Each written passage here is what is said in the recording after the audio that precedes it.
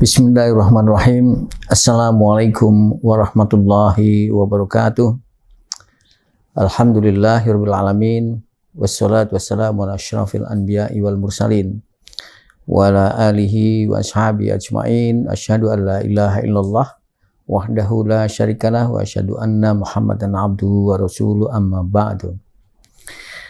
Pemirsa Hikmah Idul Fitri yang diridhoi dan dirahmati oleh Allah SWT, alhamdulillah, mari kita panjatkan syukur kehadirat Allah SWT karena pada hari ini kita masih diberi kesempatan oleh Allah untuk melaksanakan Siyam Ramadan yang sudah berakhir beberapa hari yang lalu dan sekarang sudah masuk pada situasi baru, yaitu di bulan Syawal.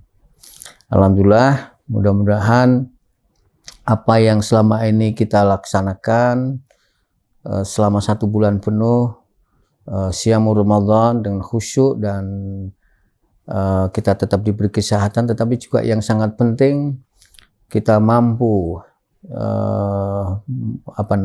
belajar menggali nilai-nilai visi atau misi utama, misi moral dari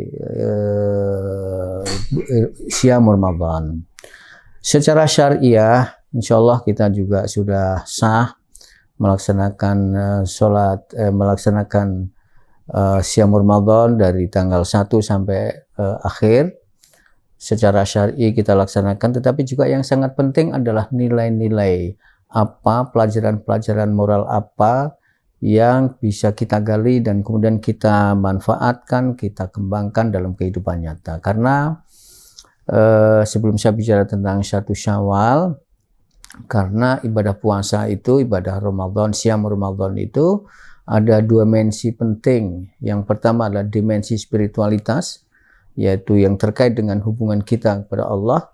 Jadi Siyam Ramadan itu adalah menunjukkan kepada Allah totalitas kita tunduk taat melaksanakan ajaran Siyam Ramadan sesuai dengan ketentuan-ketentuan syariah, ya. Ini secara syariah insya Allah kita sudah bisa memenuhi, dan ini juga menjadi bukti bahwa kita ini adalah orang hamba Allah yang beriman dan bertakwa kepada Allah. Ini dimensi spiritual ke atas. Tapi dalam waktu yang bersamaan, ibadah Siyam Ramadan itu juga ada dimensi horizontal, dimensi yang terkait dengan kehidupan, dimensi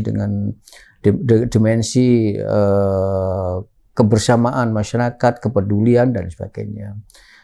Takwa itu harus diimplementasikan dalam kehidupan nyata. Antara lain yang sungguh sangat penting, seperti yang diajarkan selama bulan suci Ramadan, itu adalah ketulusan, ya. Ketulusan, ketundukan kita, kepatuhan kita, tapi juga perhatian kita, ya, atensi kita yang sungguh-sungguh bahwa kita sedang melakukan sesuatu yang sangat suci bagi kita karena ini adalah perintah Allah, tetapi dalam waktu yang bersamaan kita harus menerjemahkan makna puasa kita dalam kehidupan nyata. Kepedulian terhadap orang lain harus diperkuat, ya. Ta'awun harus diperkokoh.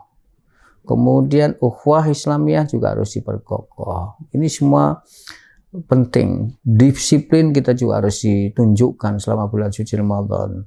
Tapi setelah bulan Ramadan, semua nilai-nilai yang kita lakukan, pelajaran-pelajaran penting yang kita peroleh selama bulan Ramadan, itu harus terus dikembangkan selama 1 tahun, 2 tahun, dan selanjutnya.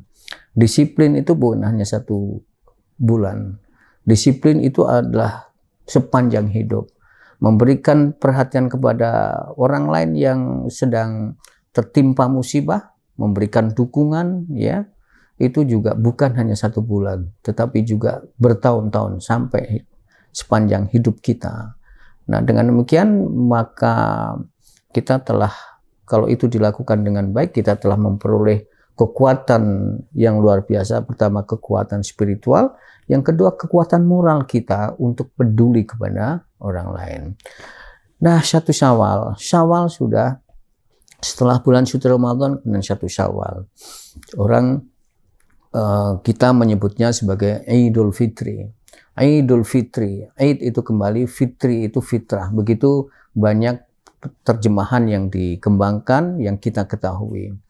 Jadi begitu selesai bulan suci Ramadan, hati kita bersih, pikiran kita bersih, ucapan kita bersih, semuanya bersih.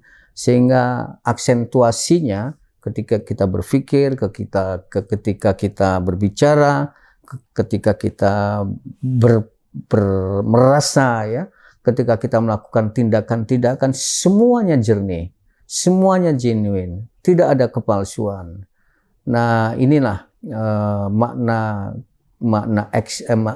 eksistensial kita. Tapi dalam waktu yang bersamaan, makna eksistensial personal kita sebagai hamba Allah, sekaligus sebagai warga masyarakat, kita juga harus secara genuine juga, secara tulus juga memberikan perhatian kepada Allah, kepada sesama kita, ya. Kehidupan kita harus kita bangun. Idul Fitri kembali kepada fitrah, kesucian. Tetapi Idul Fitri itu secara harfiah juga berarti kembali makan. Nah, fitr, al-futur itu makan. Pas seperti yang diungkapkan dalam hukum Islam dalam syariah, 1 Syawal haram hukumnya berpuasa, wajib makan, wajib minum, ya. Ini Idul Fitri, kembali makan dan kembali minum. Tetapi kita juga harus cermat, kita harus juga berpikir bahwa hari kemenangan setelah selesai Ramadan itu, Idul Fitri itu juga merupakan hari raya, merayakan kemenangan, merayakan keberhasilan kita menyelenggarakan, melaksanakan ibadah puasa selama 1 Ramadan, merayakan dengan makan, merayakan dengan minum, tetapi jangan berlebih-lebihan, hedonis, ya. Tidak boleh kita hedonis, karena ini sama sekali bertentangan dengan prinsip ajaran Islam. Justru dengan pelajaran selama bulan suci Ramadan, kemudian masuk 1 Syawal, kembali kita makan secara normal, secara biasa, tidak berlebih-lebihan, tidak greedy, tidak rakus. Bahkan yang sangat dianjurkan adalah memperkuat komitmen kita untuk memberikan kepedulian kepada orang-orang lain yang memang butuh bantuan, butuh perhatian. Salah satu yang sekarang ini sedang kita hadapi secara internasional adalah keluarga kita yang ada di Gaza, yang per hari ini meskipun sudah masuk pada gencatan senjata, perdamaian gencatan senjata selama 3 tahap, tapi masih rawan. Masih banyak sekali orang-orang Gaza, keluarga-keluarga Gaza di sana itu belum bisa menikmati kehidupan secara normal. Mereka butuh makanan karena sumber makanan sudah habis.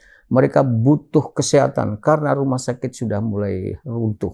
Butuh tempat tinggal, tapi semua juga sudah hancur. Itu data-datanya semua ada. Kematian yang sangat luar biasa, penyakit juga sangat luar biasa, kerusakan pertanian yang sangat luar biasa, dan ini membutuhkan bantuan kemanusiaan. Satu, yang kedua dalam jangka panjang adalah rekonstruksi Gaza. Alhamdulillah Indonesia, umat Islam, kita semua selama ini memberikan kepedulian. Tetapi dalam situasi sekarang, saya ingin mengajak dalam kesempatan Syawal ini, setelah kita selesaikan Ramadan, mari kita kokoh solidaritas kita, ukhuwah Islamiyah kita, ukhuwah basyariah kita, untuk memberikan kepedulian, humanitarian plan, humanitarian action, humanitarian aids, ya. Inilah yang sedang dibutuhkan. Mereka butuh makanan, mereka butuh kesehatan, mereka butuh tempat tinggal sementara. Nah, nanti jangka panjang setelah ceasefire selesai, mudah-mudahan bisa permanen ceasefire, ada program yang juga sangat penting sekali, yaitu rekonstruksi Gaza. Rekonstruksi Gaza itu membutuhkan waktu yang sangat panjang sekali, ya, membutuhkan dana yang sangat besar sekali, dan itu tidak mungkin dilakukan oleh orang-orang Gaza karena mereka tidak punya apa-apa. Kesempatan inilah bangsa Indonesia, kita semua, dan saya mengajak semua elemen untuk bersama-sama menggerakkan kita semua untuk humanitarian aid, ya, secara bersama-sama, sambil menyiapkan program rekonstruksi Gaza. Jangan sampai Gaza direbut oleh Amerika. Jangan sampai Gaza dikuasai oleh Amerika dan kawan-kawan. Atas nama bantuan kemanusiaan, ingat, di balik itu ada kepentingan-kepentingan politik. Karena itu harus kita rebut narasi Gaza, kita rekonstruksi, Palestina kita merdekakan secara bersama-sama tanpa harus mengikut sertakan Amerika apalagi Israel.